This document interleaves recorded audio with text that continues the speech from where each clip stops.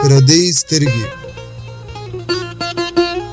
یوه ښار کې اوسېدله یوه ښکلې، سر تر نوکه ناوکۍ ونازولې.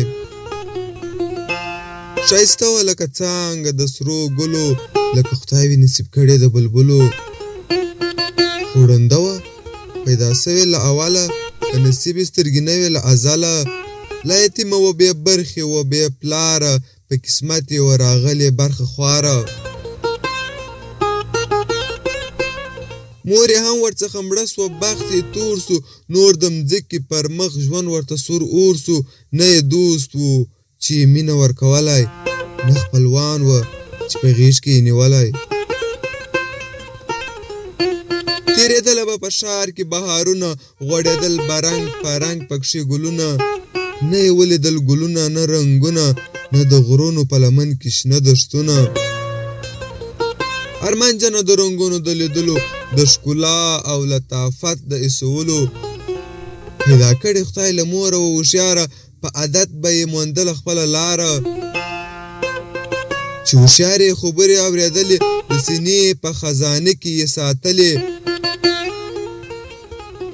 یو ښایسته شتمن زلمی د دوی د کلي، له اوله مهربان و پر دې ښکلې.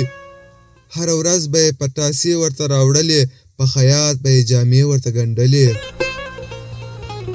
له کتابه یې کول ورته نکلونه، د ارسوال یې ورکوله جوابونه.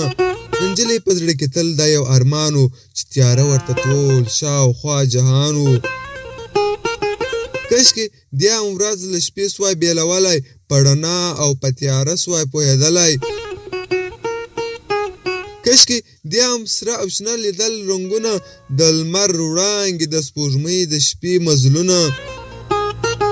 هره ورځ به یې زلمي ته دا ویله، همیشه یې دا یوه خبره کړله: هی ارمان ارمان چې سترګې مې لرلی، او په سترګو مې دا ستا څېره لیدلی. بې له تا به پر ما بل میړه حرام وای، ته به زما د ژوند ارزو د زړه حرام وای. که بېنا وای ما به څومره نازولی، بس کړی ورځ به مې ستا چوپاړ وهلی.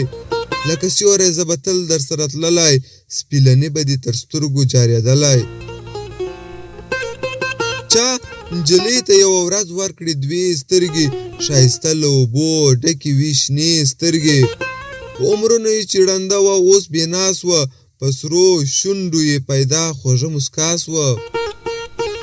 په هنداره کې د ځان په ننداره سوه، شاپېرې د کوکاف وه ورښکاره سوه. دوې سترګې وې په مخ کې ښکلې ښکلې، د اسمان په رنګ وې شنې په قلم کښلې. ور په یاد یې سو زلمی چې پر دې ګران و، چې د دې په غم شریک د دې ځان و. هغه ځوان چې دې لرل ورسره مینه، او په مینه یې ژوندې وه د دې وینه.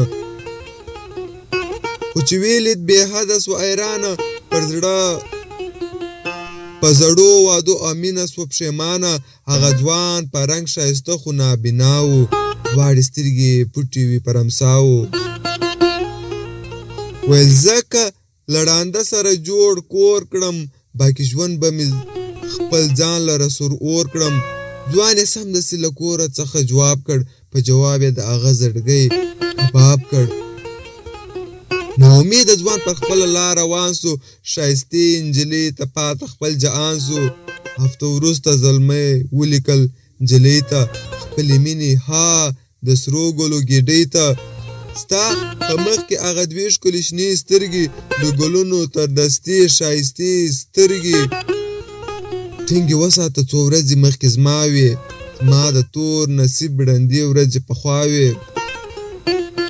ژوندون هم یوه عجبه افسانه ده، د پندونو عبرتونو اشیانه ده.